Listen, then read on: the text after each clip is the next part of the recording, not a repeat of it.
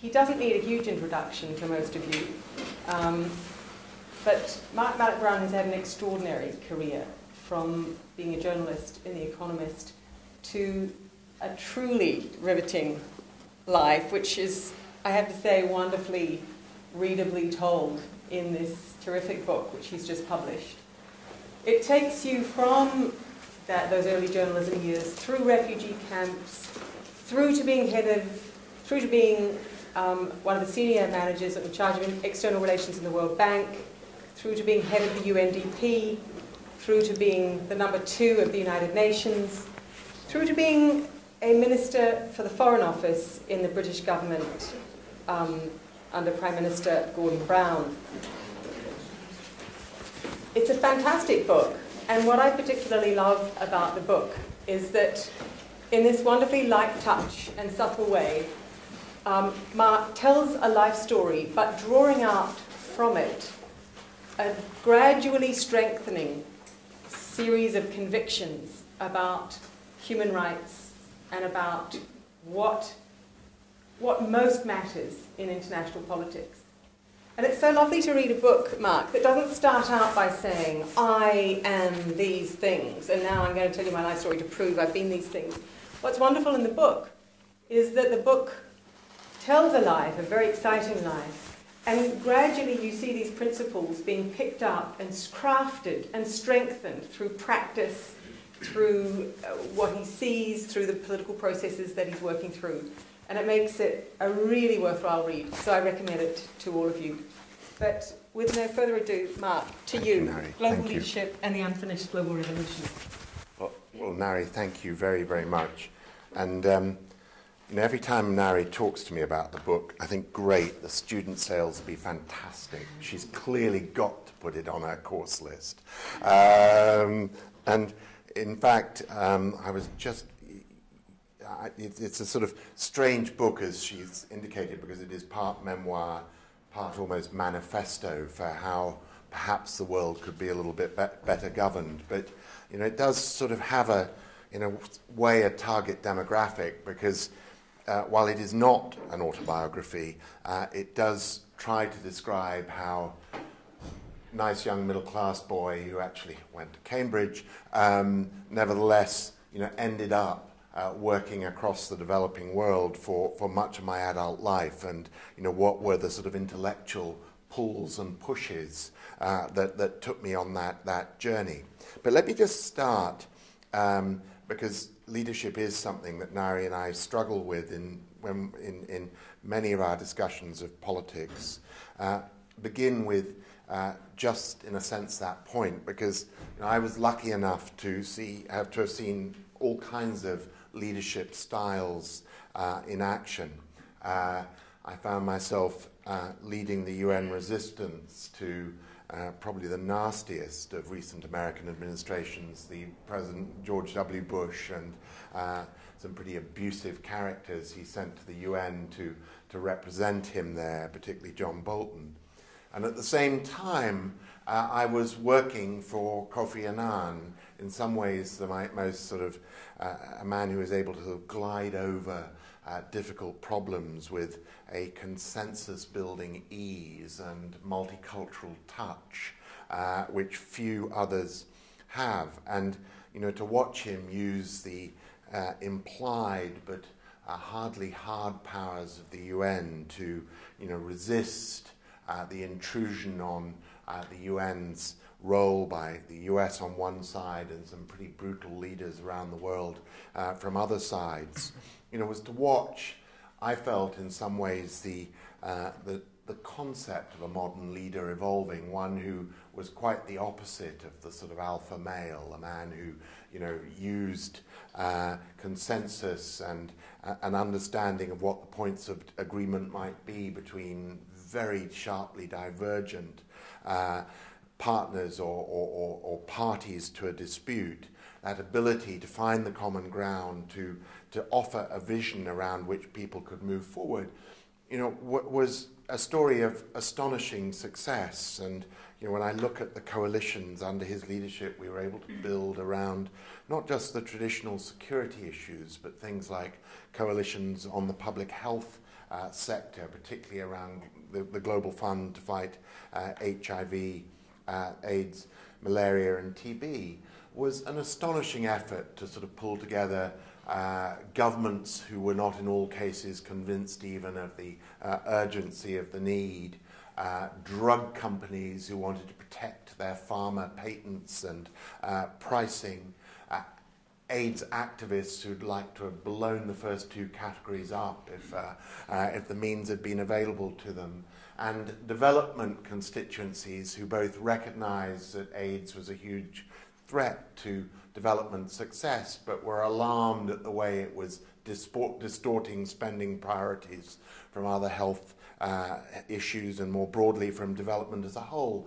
And his ability to sort of craft a way through this, and not just a kind of diplomatic consensus, but on the back of it a multi-billion-dollar fund which has led the way in breaking the spread of this disease in Africa and other parts of the world, showed just how different leadership is. One of those sort of red-faced farmer chiefs or an American politician could never have got us to the point where this fund became reality and gotten properly resourced. So, I come out of these years with a profoundly different view of leadership to what I went in with. I grew up in a Britain where I'd seen a series of political leaders, most of whom were highly tactical and more interested in their own survival and changing the country. And then suddenly, a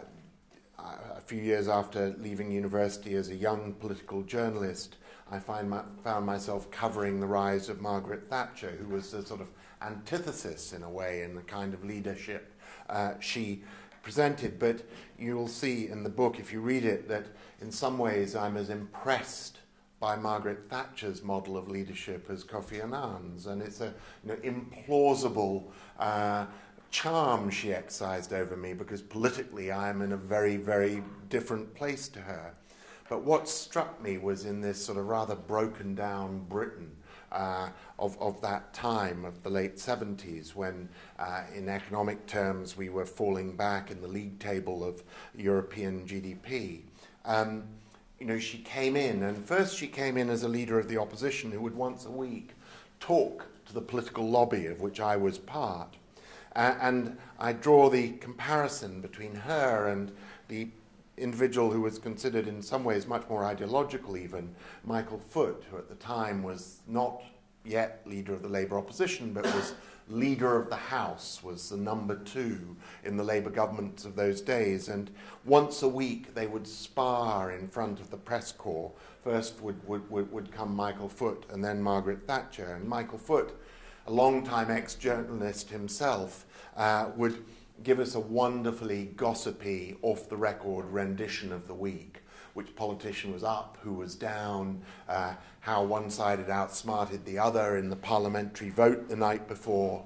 And then, once he left, in would come Margaret Thatcher, already the infamous handbag swinging dangerously in front of her to clear a path through these sorry lobby correspondents until she got to her seat. And then followed every week a very similar lecture on the importance of council house sales, of privatization of great swathes of government, and of a kind of fiscal conservatism and insistence that the nation's budget was a little bit like her middle-class parents' budget had been in Grantham. You didn't spend more than you had.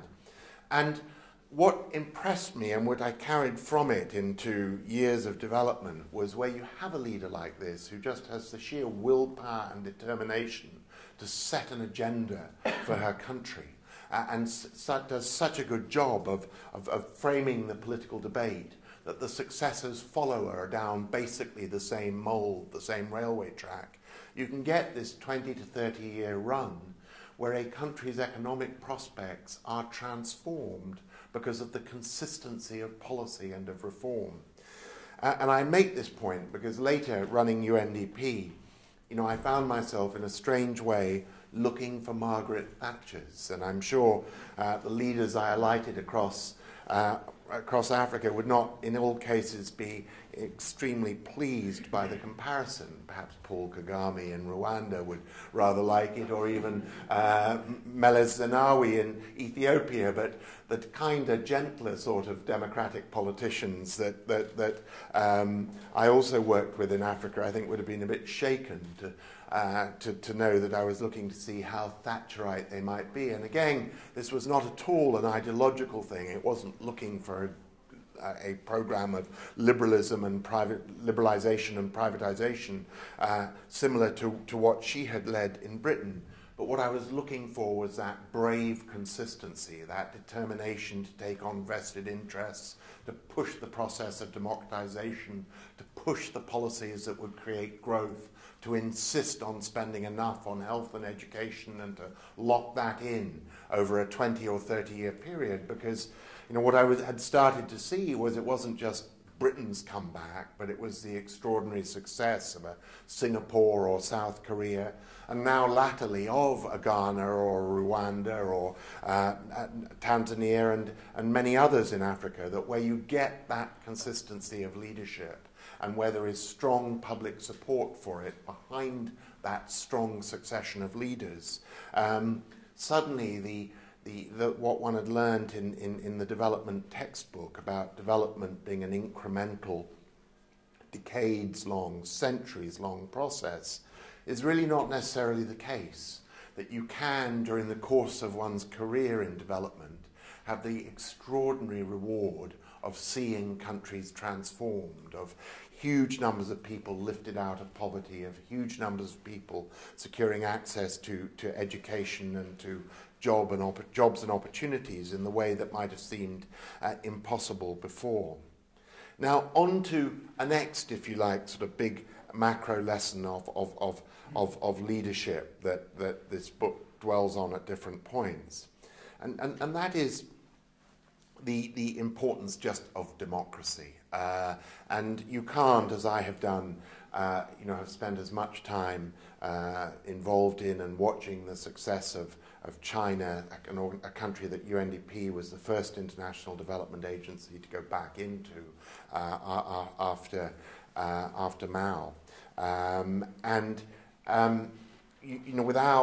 without being impressed with the fact that accountability takes many forms and that Western democracy is just one of them. But nevertheless, what it left me with was this, absolutely rock-firm sense that success in countries did require an accountability of government to people.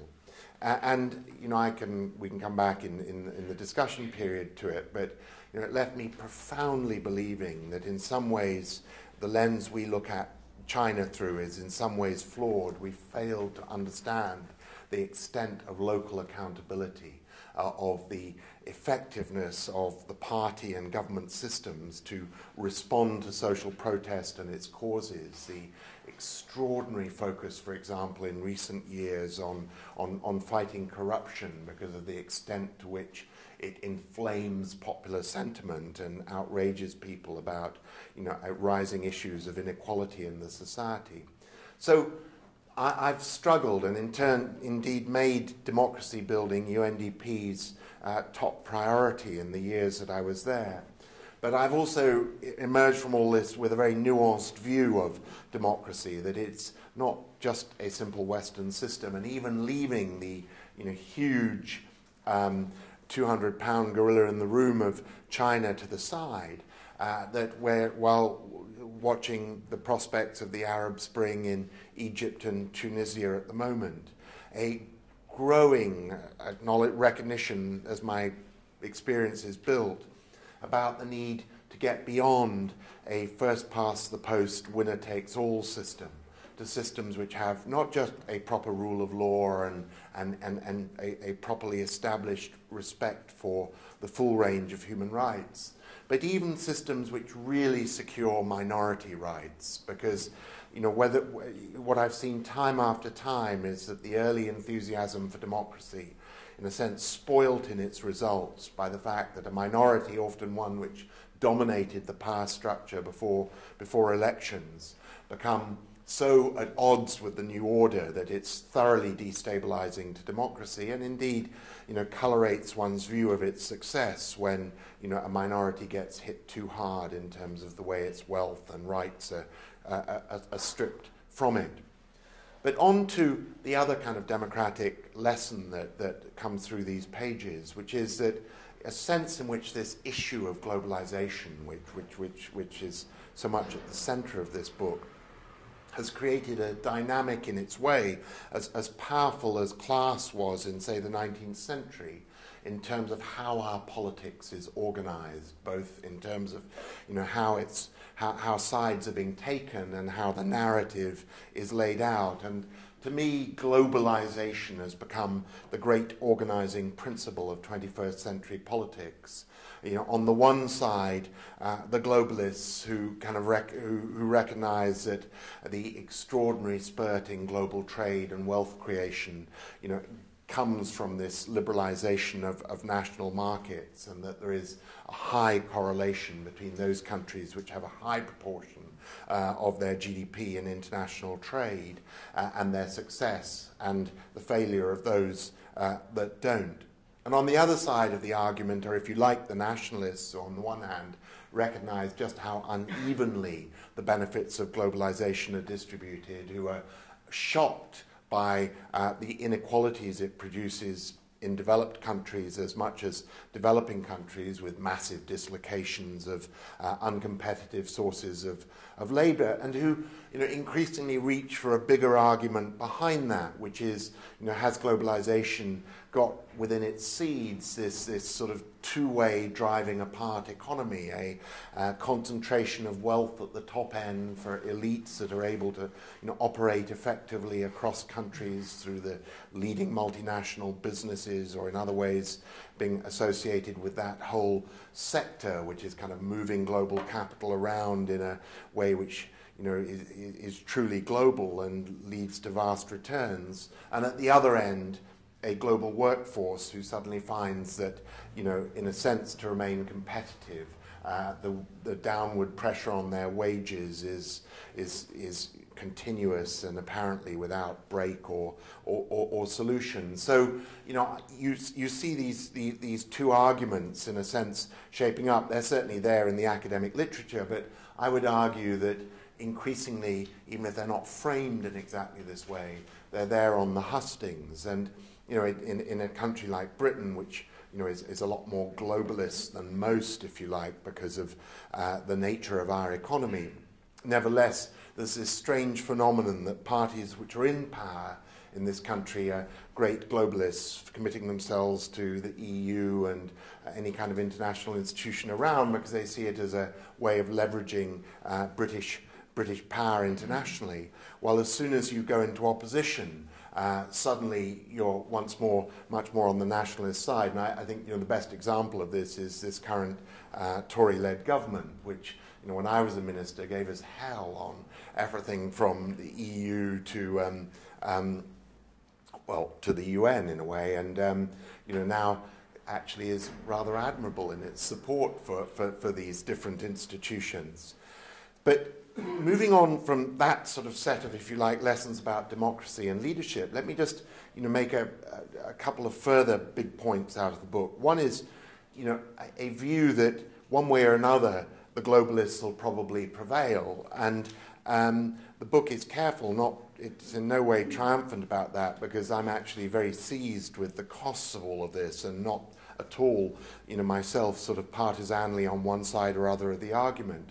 But the reason I think global institutions and global structures will ultimately prevail over the suspicions of nationalist country sentiment at the moment is, of course, this growing recognition that we are living in a world of limits, where at the same time that we're bumping up against limits of commodities, energy, natural resources, where increasingly, which is increasingly reflected in food and energy prices, that it is nevertheless a world which needs to go on sustaining pretty high rates of growth as the price of social peace and political progress, and that's going to come through growing integration of markets, but that the only way you can manage that with any kind of coherence and without the risk of conflict and competition for these resources turning violent is through the global structures that deal of a world of limits which nevertheless wants to promote growth and integration. So I conclude in a sense that at the moment we're in a strange no man's land where the world is more integrated than ever before but less governed. National government has weakened because it just can't seize hold of these global issues effectively, from the public health, communicable disease issues that race across borders and are moved by modern air transport quickly from Mexico in the case of the flu outbreak of several years ago to New York City, and from New York City to the world via Kennedy Airport, to the extraordinary financial contagion of 2007 to 2009, which brought down banking systems and economic growth all over the world. So, you know, and particularly was tied to the more integrated you were, the harder the hit at that time. So that, you know, one way or another, I'd argue that the world can't stay where it is. So let me just quickly race through the biographical bit of it before coming back to what the solution might be. And on the biographical bit, you know, as I said at the beginning, I tried to tell the story of a young Englishman who, you know, had a little bit of a kind of sense of the world, as my father had been a South African, and hence it was to Africa that I went in my gap year before going to university. And you know, where I quickly began to compare my own experience of Britain's decline in the 60s with what I was seeing in an Africa in the early 70s of huge managerial, economic growth issues and policy failures in the countries that I hitchhiked through, the Zambias, Malawis, Tanzanias and Kenyas of that time, before arriving in South Africa and seeing that, you know, absent any political solution to a country like that's representativeness in government, you know, economics alone couldn't fix it. You had to get the right formula of economics and politics.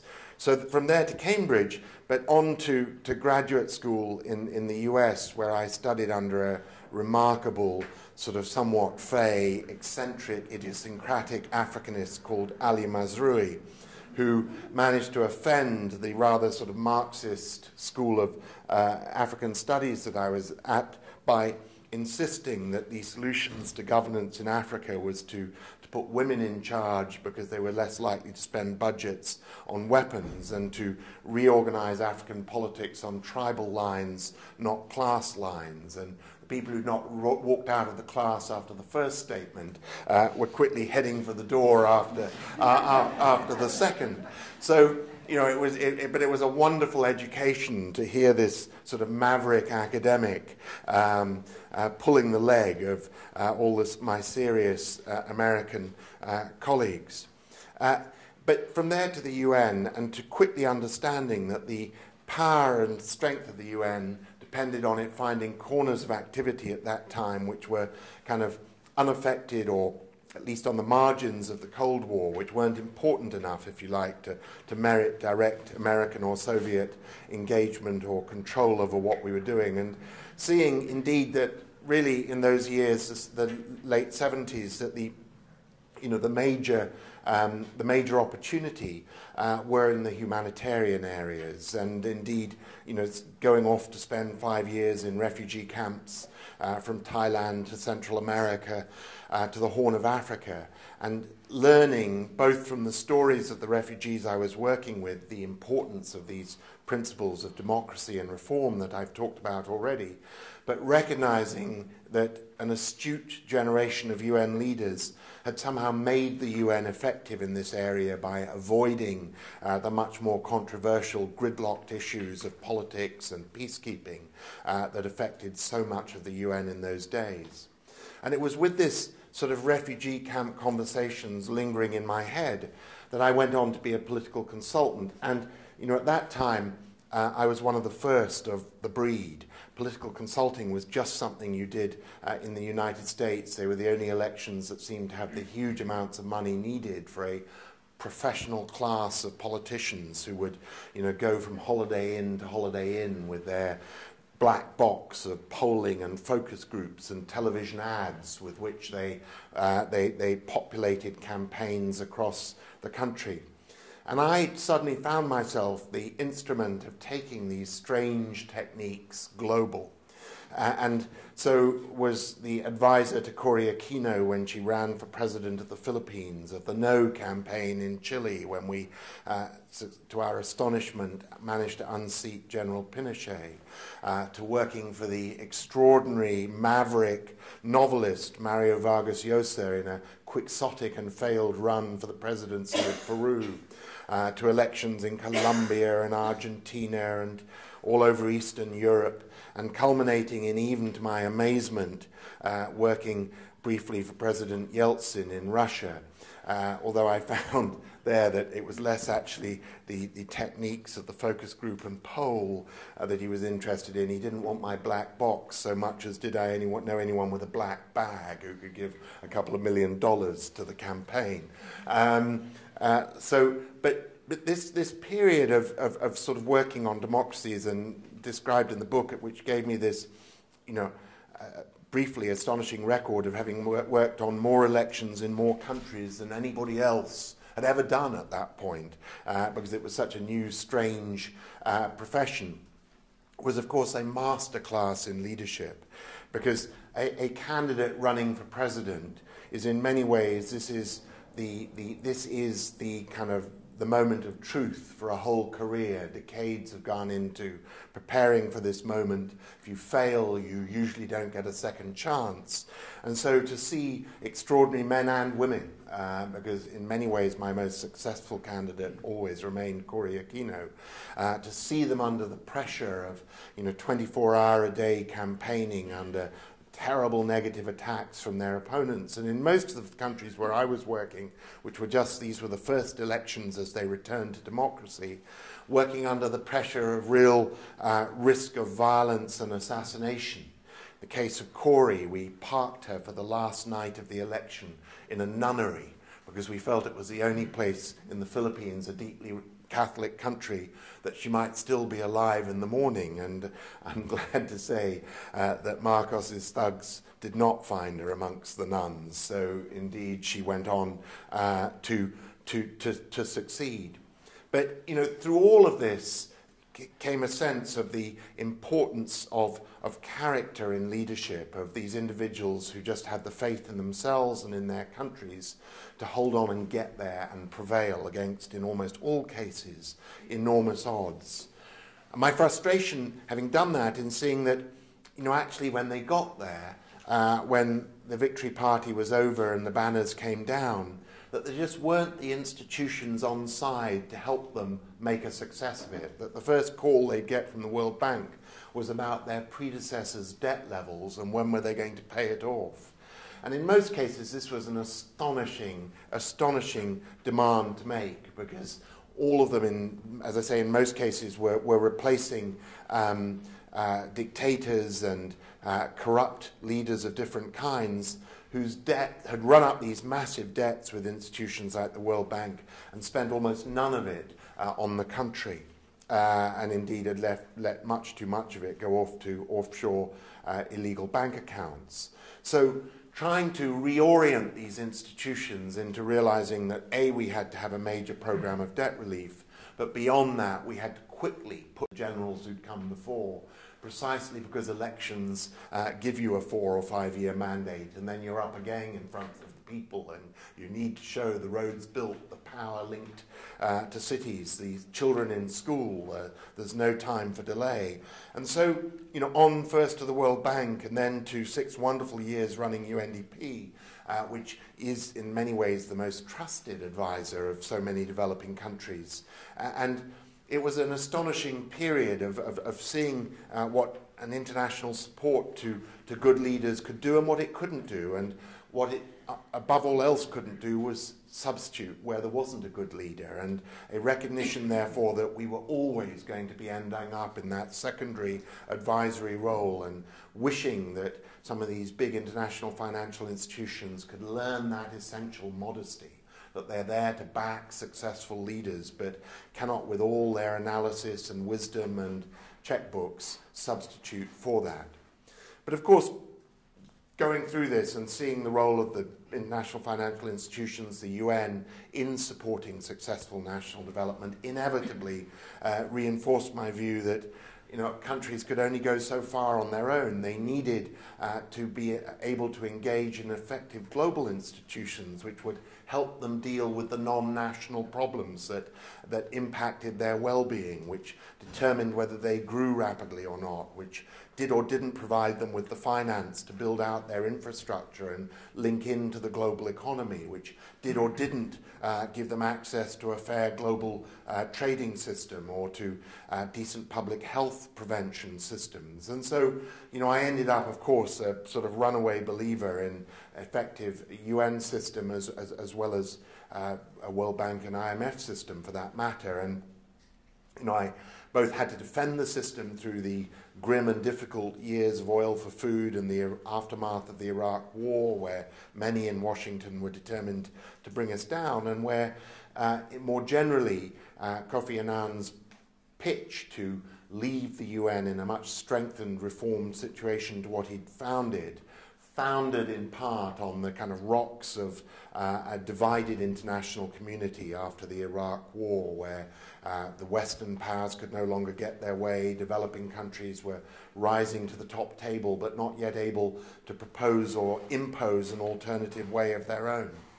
And so to my last great international experiment, which was as Gordon Brown's envoy for the G20, and the opportunity that gave me to see that when there is a moment of crisis, a financial crisis, it's the one time when governments, in a sense, gather the political will and the courage to take the plunge and introduce new institutions or major reform. And it was an astonishing period to see the speed with which we were able to re-resource the IMF, rehabilitate its role, put it back at the center of things as an international financial firefighter, for want of a better term. And at the same time, move the G20 from a kind of rather routine meeting of finance ministers to, by its own declaration, the kind of leading council of global economic leadership, with its participation of economies representing 85% of the world's GDP. So, and as the crisis receded, watching with no surprise support for the institution and its leadership role, the G20, similarly receding with it, and having absolutely no surprises in finding that today the G20, in some ways, this decision-making there is almost as difficult as it is in the governing boards of the World Bank or the IMF or the UN Security Council, for that matter, because we're still at a point where only crisis and self-survival seems to move national leaders to really embrace strong international solutions. Let me just end then with quickly the way I see these things going forward. I don't actually see a handful of other big reforms, institutional reforms like the G20 occurring anytime soon. Because for me, the real dynamism as I assess all of this lies in what some have called minilateralism, watching how, whether it was the efforts to confront and contain global HIV/AIDS as it spread, or whether it is today the issues to do something about some of the climate hotspots like the Indonesian rainforest, or earlier to deal with landmines and other weapons issues. In each case, it seems to be one or two enlightened governments backed by a rather disparate coalition of activist campaigning NGOs, and sometimes, like in the case of the Indonesian rainforest, some very big foundations, and sometimes even more strangely, but less and less rarely, big business as well, seeing a real interest in either the introduction of new technologies into the solution of global problems like climate change, or recognizing that in terms of their own claims to be good corporate social citizens, engagement around these issues matter. So I see increasingly these spontaneous but frankly very well-planned groupings that come together around these issues, being the ones who are moving things forward. I see it across pretty much every sphere, from the ones I've mentioned to the groups that have moved the needle on human rights or on the International Criminal Court or on the responsibility to protect, as much as in the other areas I've mentioned. And for each of these, there is a real sense that activists will move the ball forward, but that they will then go to the United Nations in most cases for the global stamp of approval to kind of make it a global commitment, to drag the rest of the world, if you like, up to the same standard. And you can see that process underway now on either the ICC or on cluster munitions. The US remains outside both those agreements, and in the case of cluster munitions, with many others as well. But just as on the ICC, the US is now starting to allow it to be introduced into UN Security Council resolutions, sees its diplomatic power, sees its importance as a tool of accountability to contain bad government. And so it's slowly getting kind of socialized into the mainstream of American political discussion. And you can imagine that one day a brave president will have the courage to put membership before the Senate. Similarly, on cluster munitions, again, it was Norway, a country that carried this forward with different sets of NGOs and other activists, with one or two key countries like Britain trying to act as brokers between the main weapons producing countries and if you like, the social conscience countries, if I could call it that, such as Norway. And, it's off and running. A long time before the US and others will probably come on board, but each time that these weapons are used, most recently it seems in Misrata in Libya, the public case against indiscriminate weapons of this kind, particularly when they are used by people who don't have much respect for civilian life in the first place, is going to kind of move the needle. And one day that treaty will become, I suspect, a fully signed up to endorsed global treaty. And I end with that observation because, to my mind, it goes to the power of civil society in this new global context, where in many ways civil society has shown a greater astuteness about organizing and acting globally. I saw this as one of the authors of the Millennium Development Goals and the extraordinary campaigns around ending poverty that supported us in moving that forward. But it's also that civil society, in a way, is representative of the new politics. I think when I look at the people who run the NGOs that I'm very involved with, a generation ago they'd have been sitting on the benches of the British Parliament. Now, I think running Save the Children is to them a much more ambitious task and much more allied to their ambition to change the world than a seat at Westminster. And so I sort of see a migration, and I don't think it's limited only to civil society. As someone who now earns his living advising corporations on global issues, I see it also in the kinds of people who face me across a corporate meeting room table. That there is an awful lot more political sophistication and astuteness about the global situation in which they're operating, and frankly, a lot more commitment to improving the contexts where they do operate, and a huge source of vocational pride and fulfilling of career aspiration for young consultants in management consulting companies or young executives in international corporations comes from participating in these kinds of activities, whether it is on their employers' our billing, our system, or whether it's after moonlighting after work.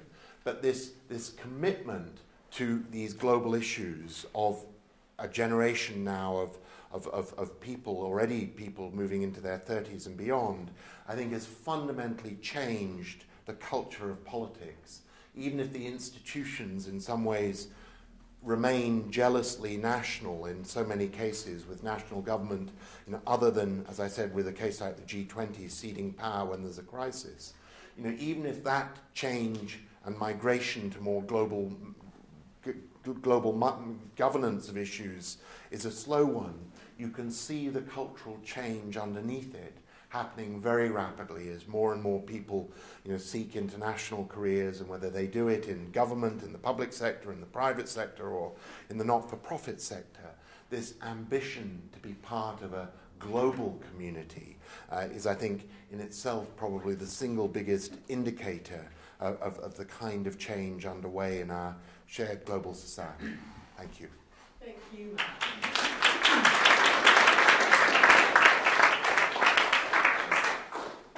Now, Lord Malloch Brown has kindly offered to take questions, so who would like to kick off? Robert Cohane. I would like to kick off. One of the theorists that former Duke President Cohane has written a book on leadership, which defines leadership, and I think it's a way that's consistent with your implicit definition. Leaders define and articulate goals for groups of people and mobilize their energies to accomplish them. And I was struck by your bracketing of Kofi Annan and Margaret Thatcher, and your discussion of brave consistency. In Nan Cohen's book, she points to a number of attributes, but three are striking. I want your comment on the third especially. The first is judgment, the second is intelligence. The second is courage, as you mentioned. The third is ruthlessness. And she argues, against the views of some of her academic friends who didn't like the word, that leaders have to have a character of ruthlessness.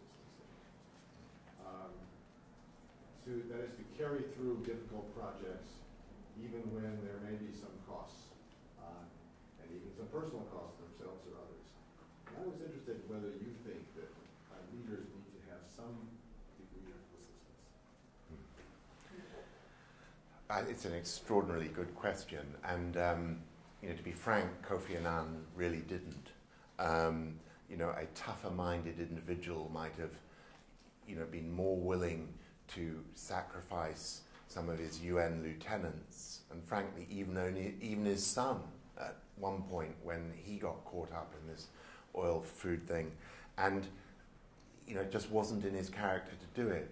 But he had the next best thing to ruthlessness. He was always willing to surround himself with lieutenants who would act ruthlessly on his behalf. And I was the UN's enforcer and thug for quite a while, and there are still people in American jails who thought that diplomatic immunity would protect them from any kind of accountability for their criminal misconduct around the margins of oil for food. And it was striking to me that while Kofi himself was not a personality who confronted and broke heads, the extraordinary unqualified support he would give to me in so doing. Occasionally he would think I had a little overreached myself, and it was a remarkable thing where I fired somebody because they had actually been put up to a piece of really corrupt contracting, and they'd been put up to it by the British ambassador of the day at the UN, and that was for me no defence at all. It made me even more trigger itchy to do this. So now the UN is a very large place, more than 100,000 people, so it was literally in our dying days at the UN that I suddenly found this character who had in many ways been an innocent victim of sophisticated manipulation by British diplomats, had somehow been restored and rehabilitated to a job in a very distant mission in the heart of Africa, where Kofi thought I wouldn't notice. So he had this, because he was someone who'd grown up in a sort of, this UN was his family. He was, he'd been there from almost cradle to grave.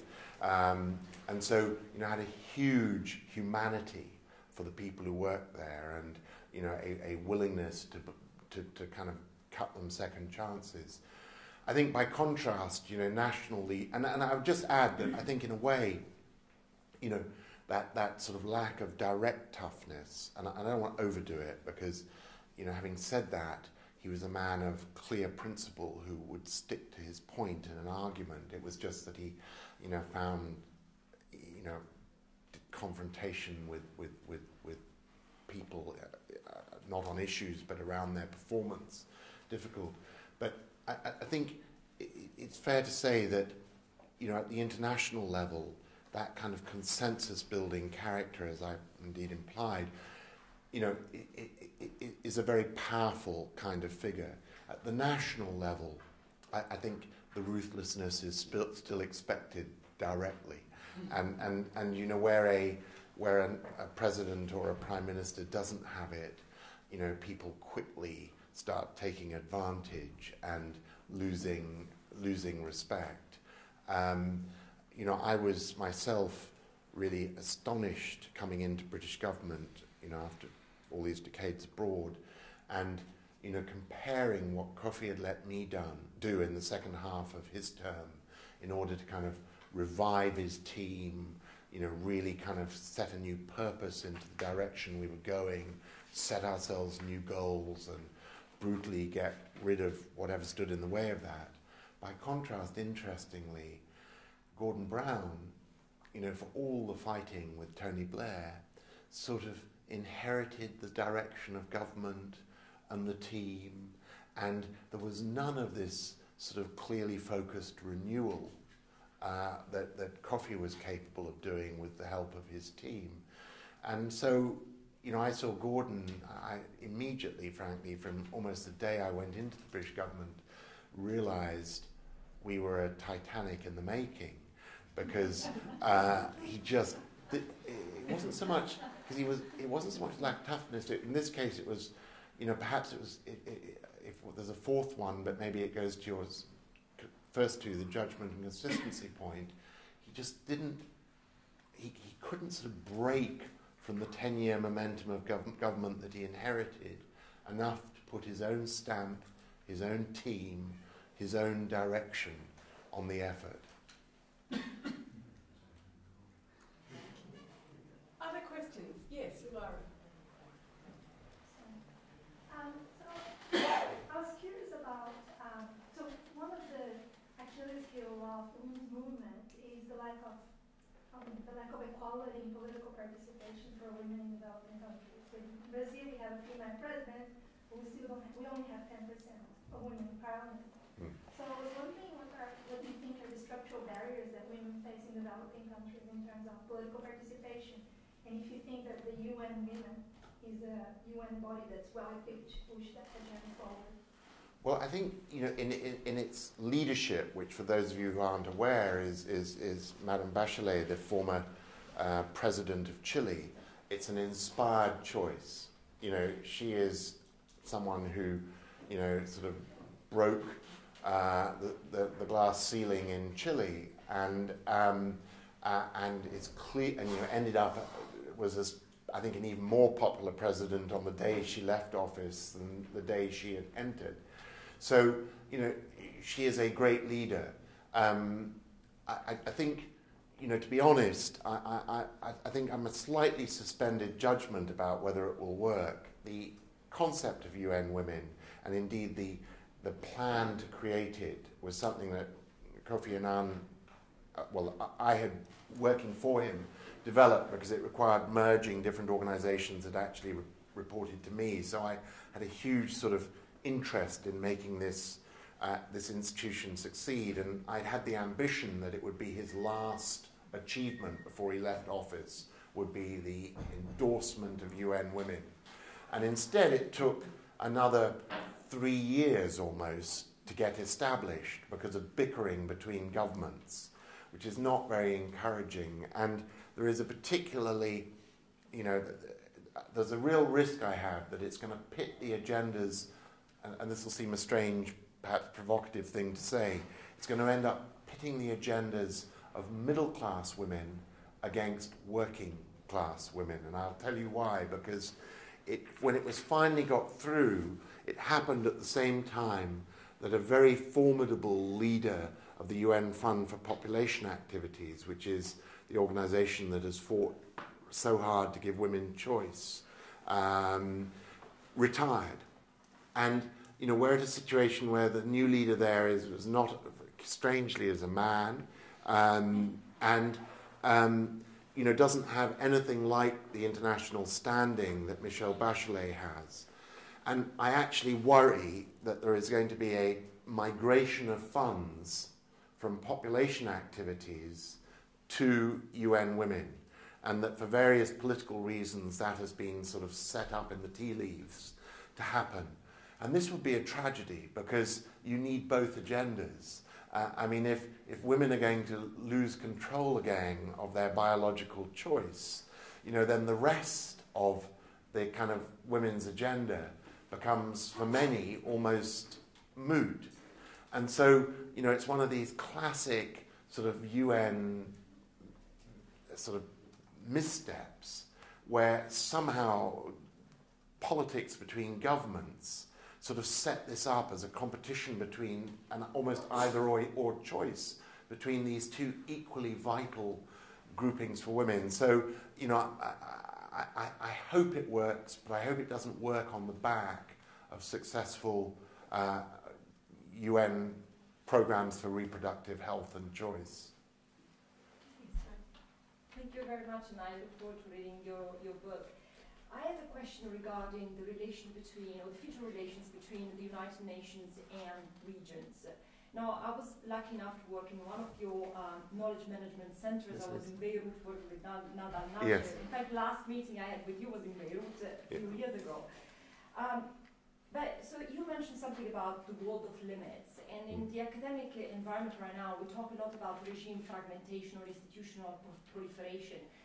And some of the global regimes, it seems to me, particularly the NPT, but also others like development, are now fragmented at the regional level. And there are a lot of publications about the UN right now that talk about the relation with the regions. How do you see it in the future? And what kinds of dangers this actually can bring to the legitimacy of the UN? And I think I better stand up. I think it's a little invisible, and I'm very unused to being invisible. Look, I think it's a really fascinating issue, and I think if you take your region, the importance of regional and global institutions is very, very clear. The book, you'll be pleased to hear, talks a lot about the Arab Human Development Reports. And in fact, the paperback is going to have a big afterword on what has happened since those reports. But for those who are not familiar with them, these were a set of reports that we prepared at UNDP on the kind of political the sort of cold freeze that the Arab region was in, where Arab authors, made an extraordinarily potent and powerful argument. The first report came out in 2002 that there was a massive democracy deficit, a rights of women deficit, leaving half the productive power of the region on the sidelines, so to speak, and a secular education deficit, with this particular killer statistic that more books were translated into modern Greek each year than into Arabic. And, this book, it was kind of, if you'd wanted an early indicator, a budgerigar in the mine shaft of what would happen 9 years later in the region, it was the reaction to this book, which was outrage by Arab politicians who sought to condemn us at the Arab League, euphoria on the streets and coffee shops of Beirut and elsewhere, with 1 million copies downloaded in Arabic in the early weeks, with Al Jazeera and the new cable television culture of the region just talk showing these books, and running the statistics across the bottom of the screen. And actually, huge respect for the books here in the West, including, right to the top of the political leadership as, a powerful Arab-authored indictment of the difficulties of the region and the sclerotic nature of its political economy. Now, that book could never have been written by a regional organization. I mean, the message was too close to home, it was too offensive to too many, it needed to be a global, it needed to be a global institution. But equally, if you fast forward to what happened in Libya with the controversial no-fly zone, you actually would not have got Security Council action without the Arab League surprising itself, I think, as much as everybody else by demanding this protection for the citizens of Benghazi. Now, since then, unfortunately, that particular resolution is more being honoured in the abuse than the proper enforcement. But nevertheless, I cite those two examples because I think it can be a very important interplay between regional and global institutions. And interestingly now, Rima Kalafri-Naidi, who was the sort of main inspiration between these Arab Human Development Reports, heads the regional office of the ESQA office in Beirut. And I think she's going to try another report, but good luck to her when she's actually in the region. And so, I think your region is fraught with this difficult interplay between regional and global. Again, the Hariri investigation could never have been done by a regional institution. Equally, should the UN have been more attentive to the anxieties of regional institutions about pushing this investigation through? Because, frankly, the Security Council resolution that secured the whole justice operation there was a French-American resolution where both of them were frankly pursuing their own interests in the region, different interests. But, and so I look to a day where it's not either or, where you do have effective regional institutions, but that they will be goaded into not becoming prisoners of their region by a strong United Nations which will push them forwards. And that similarly, the United Nations, although I fear this is not on many cases likely, will not get so strong-willed and strong-headed that it kind of misreads regional situations and unintentionally pours oil on the flames. And so, I hope we get there because you can't manage global problems through just a situation where it's an either-or choice between global or regional.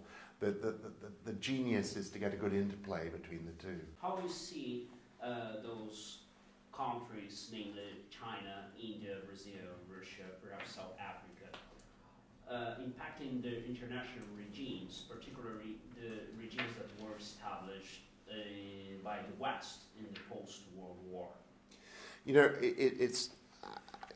I think that many of them are in transition from being regional powers to global powers. And, if you took that group of countries you've mentioned, many of them have more global ambitions than others. China, realizing that it is sort of a manufacturer to the world, has the same kind of interest in global markets and the order of those markets that 19th century Britain did. It's not operating under the same model as to how to secure them, I hasten to say, but nevertheless there is that kind of traders' need for well-regulated global markets into which you can buy and sell. South Africa, interestingly, has a much kind of clearer kind of regional leading to global agenda as peacemaker, conflict resolver, I think very much tied up in its particular history of the sort of internationalization of the ending of apartheid and a sense amongst its leaders that they have a kind of global role on behalf of the world's dispossessed in a way. India and Brazil, both Brazil moving very strongly globally in a way, India is still struggling a lot with its inside problems and in truth, despite asserting a global role, in many ways much more interested, I suspect, in South Asia. But, whether those judgments are right or wrong, the issue is they are all trending towards being global powers. But they have a problem. And in my view, it's an analogous problem to what the United States had in 1945, which is the world expects more of them in terms of a world policeman and development role than they want to give. In the same way that Roosevelt and Truman, realized that In 1945, they were inheriting the role of managing the world. I think these leaders don't think it's been quite so simply dropped in their laps, but they realise that as countries they are going to have to step up to the plate and play a bigger role. And my suspicion is that if we can make international governance institutions attractive to them, giving them a sufficient representative stake in it, a sufficient sense that these institutions respond to their priorities and not just Western priorities, they will seize on these institutions in the same way that Truman did, as a way of kind of leveraging and burden sharing American power. Read, the history around the formation of the UN.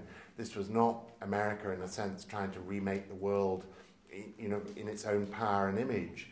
It was America hoping that it could indeed put its values into a system where it would broker world problems with its, fellow World War II allies.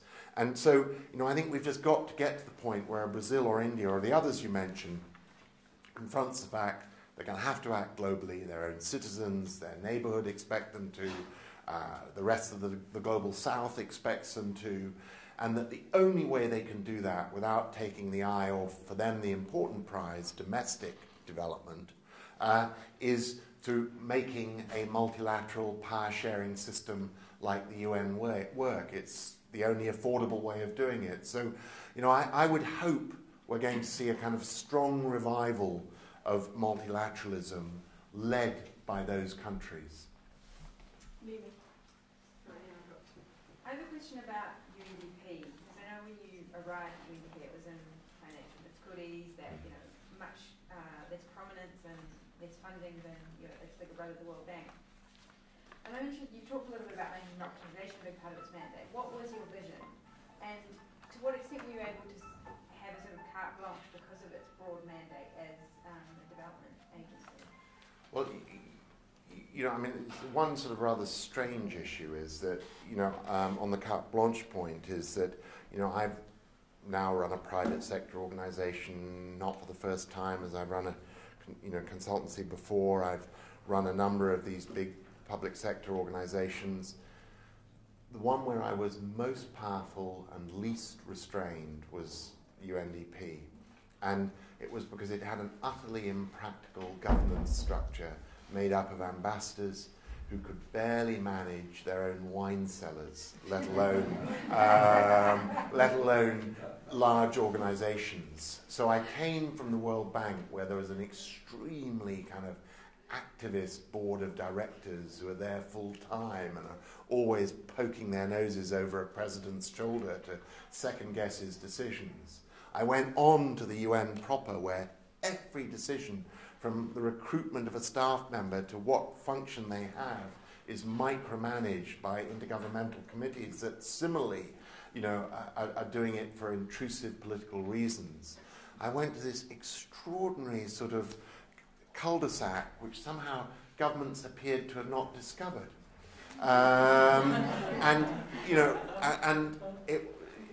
There was a massive row when I announced that democracy was going to become a goal of the organisation, because it hit at the sort of shibboleth that UNDP should stick to technical neutral tasks at the request of government.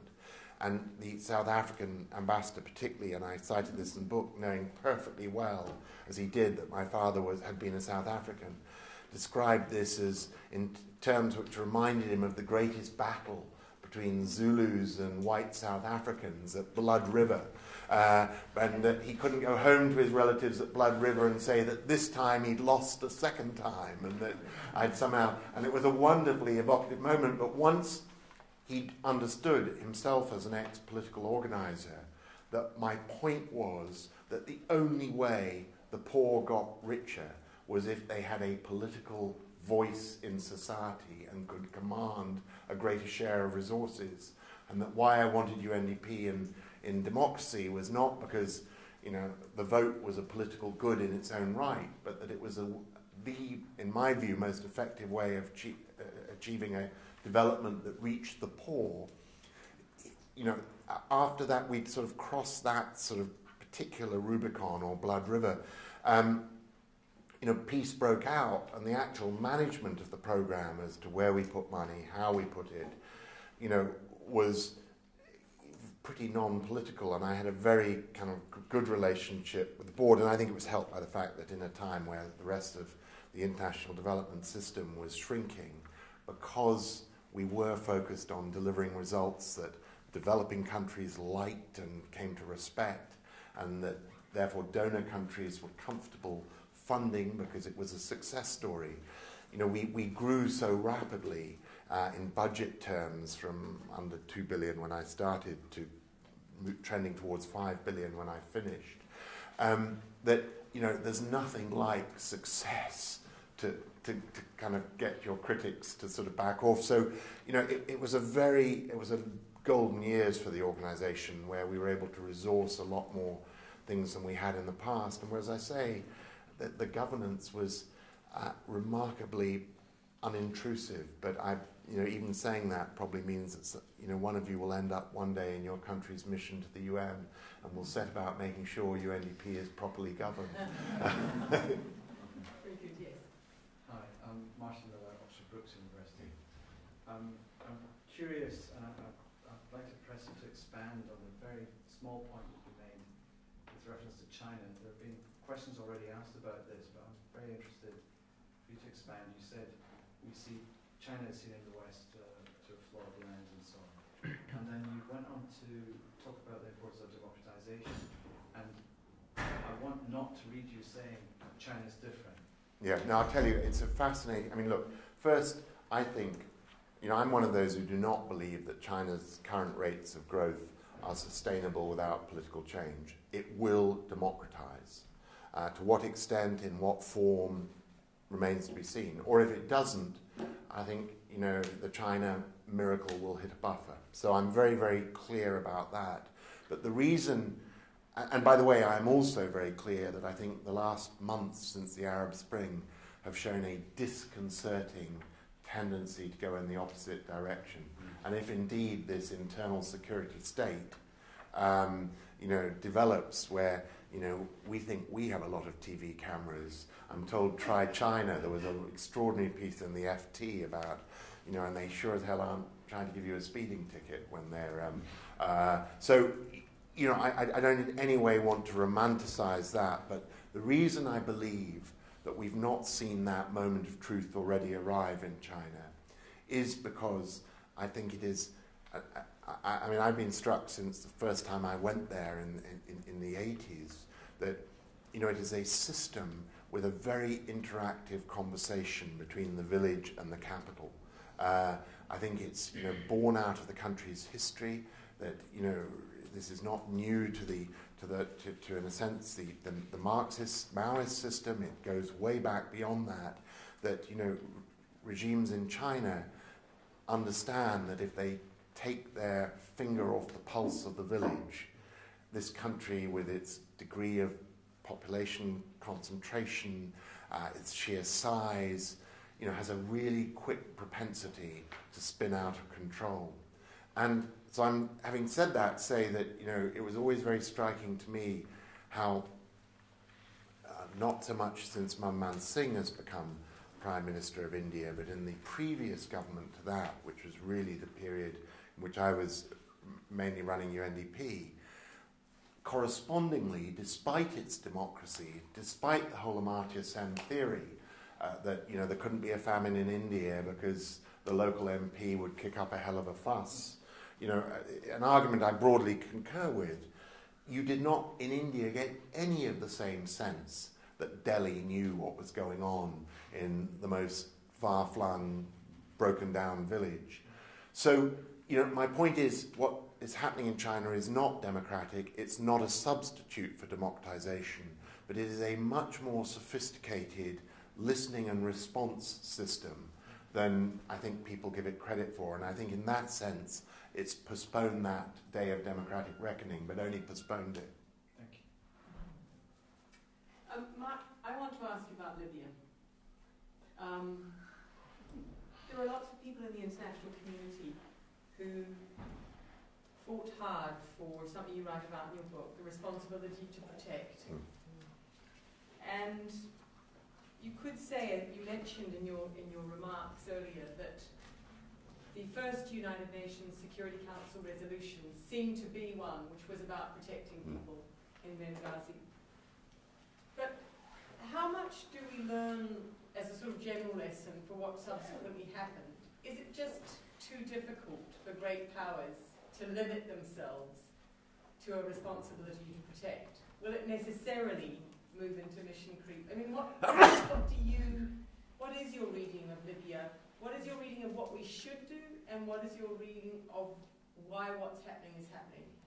Well, look, I mean, I think it is very troubling, because I think if you go back to 1973, the resolution which allowed and indeed called for the no-fly zone over Libya and reconfirmed provisions of the earlier 1970 resolution, which had established an ICC investigation, the asset freeze, the travel bans, and all the rest. This was, the combined resolutions were, I think, a very appropriate set of measures for the situation that was there. And particularly the fact that I think there is really no doubt, and I've had this confirmed by journalists who were on the ground there shortly afterwards, that left to his own devices, Colonel Gaddafi would have blown up every citizen he could in Benghazi, and we would have had a Srebrenica, Sarajevo-like situation, and that therefore the whole doctrine of the responsibility to protect was on trial, and the international community rose to the occasion and did it. And actually on the coattails of it, then did something less noticed but not insignificant in Côte d'Ivoire, you know, where there had not even been a Security Council resolution till that point, you know, which was troubling, but when it came, it too was all about protecting civilians. So I think, you know, this was a very encouraging moment. But, you know, I think that there was, you know, for very deliberate reasons, the whole doctrine was developed in a way that did not allow it to become regime change, or at least as a doctrine it couldn't sort of shift to regime change, because that was the price of its broad acceptance. You know, we all know that the UN Charter's prescription on interfering in the internal affairs of another country had in a sense been the sort of foundation doctrine of the organization, and so breaching it, as a responsibility to protect does, had to be under a negotiated and therefore limited framework of rights. It was to protect civilians against mass crimes against humanity, basically.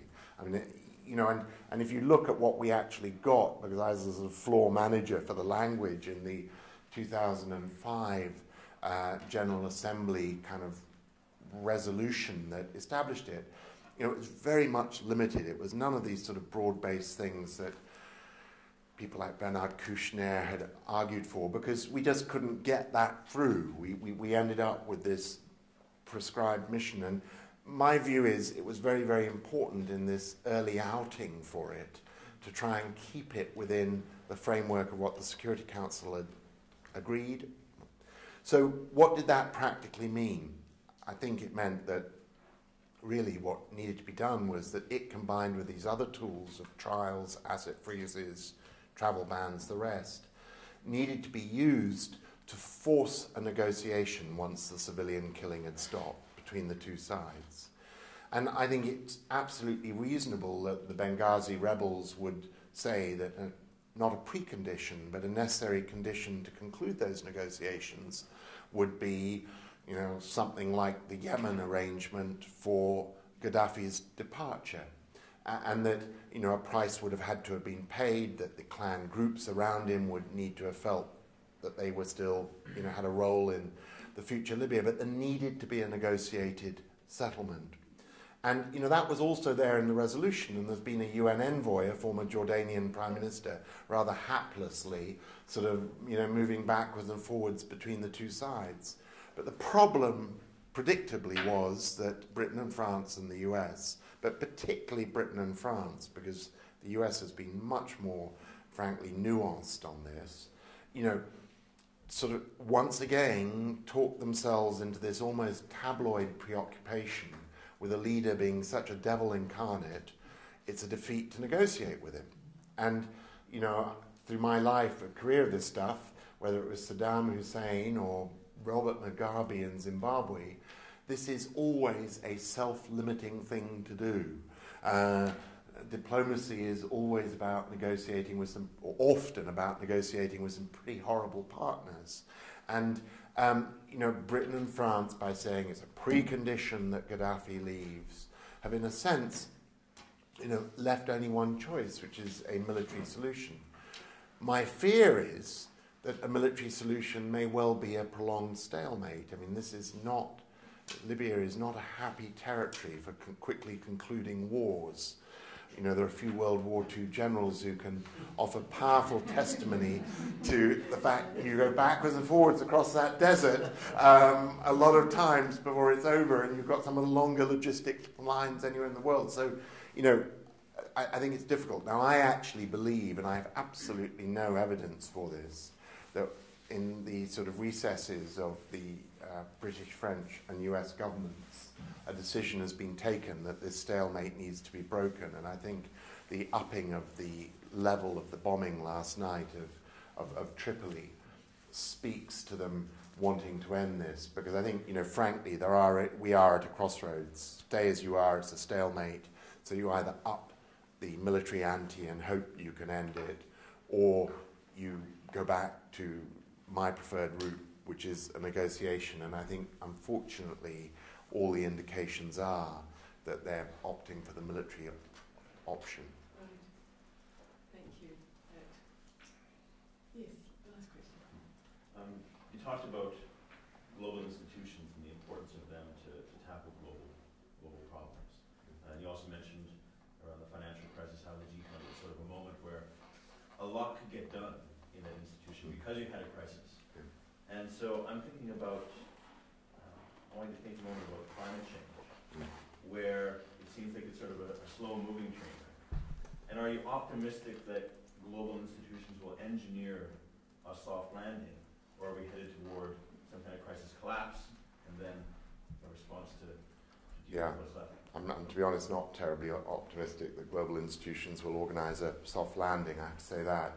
I mean, I think, you know, and there's a fundamental difficulty, which is, you know, even at the national political level, scientific prediction is a tough basis on which to demand concessions from people. You know, you can demand concessions in the face of immediate, uncontrovertible evidence. You know, this government has been able to impose fiscal contraction and reductions in public spending because people recognise the country is, you know, spending more than it can afford. You know, that everybody can do that math and see it in front of them. But, you know, it's very, very hard when it's contested scientific evidence about events which are declared to be a generation away. Now, you know, hopefully maybe the wrong word, if the science, as it seems to be doing, is pushing towards, not a generation away, 10 years away, and these effects are going to start becoming apparent very quickly, then that may indeed create the trigger for the political will. But in the meantime, this would be yet another one of my examples of where minilateralism is doing better than multilateralism, because at the same time that Copenhagen and Cancun didn't deliver much by way of progress, you know, two things are happening. You know, one is a group of, you know, unlikely sort of bedfellows from McKinsey to Deutsche Bank to the European Climate Foundation to the Indonesian president to George Soros and DFID are all combining with a very smart sort of approach to the Indonesian rainforests, which is this extraordinary climate hotspot because of the nature of the soils exposed when you take off the trees, which means it's not just an irregular climate sink, it's also, carbon sink, it's also actually a contributor from those soils. You probably know better than I do. So that, you know, some people rank this rather good-looking rainforest as the world's fourth largest cause of climate change, you know, right there after America and China. And I think this, I'm not sure I really quite believe this, but the fact is it is a single, isolatable, dramatic variable which a group of concerned people, when you have a president who cares about it, can combine to do something about. And there's something about is stopping illegal logging, and if possible stopping all logging. Not straightforward because these logging concessions were given on cheap credit. They've all built massive sawmills that they want to keep busy. But nevertheless, there's a problem you can get your arms around, and with the right financial incentives and the right political will and law, you can turn that forest's future around and you can contribute dramatically. And I think you're going to see much more of that. And that particular initiative is led by Norway, and again, it's an enlightened country on these kinds of things. And the other sort of, I think, big thing to point out is China and India and the US have always, in a way, been of the same mind about this, that it would be the private sector with its technology innovation which would really solve this.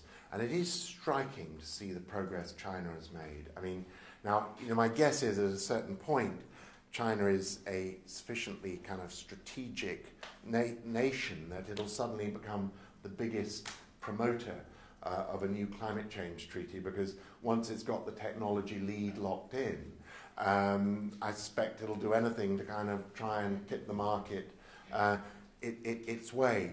So, I'm not without hope in this area, but I don't think it'll be, some, moment of truth where international organizations' wisdom is suddenly respected by the rest of the world and we get a nice, easy solution. I think it's going to be a lot more kind of rougher and spontaneous political and technology progress, which will kind of get us to the finishing line.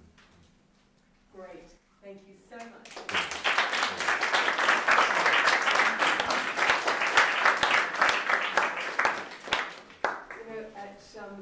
Bob in his question mentioned Noel Cohen's book on leadership, a book I would recommend to every one of you.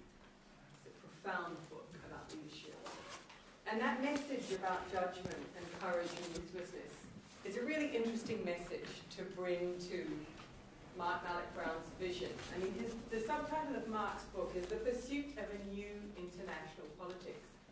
And I think what you've engaged us in tonight, Mark, in your typically incredibly engaging way, is not just a series of stories, but a series of stories which have this steely undertrack, and that steely undertrack is a subtle kind of new international politics. It's using what actually works, what you've seen across all these different organizations that you've worked with and for, noting what works, believing in that, and building from it to create a new international politics. And that, I think, is a really valuable vision for all of us. So thank you for sharing it with us tonight.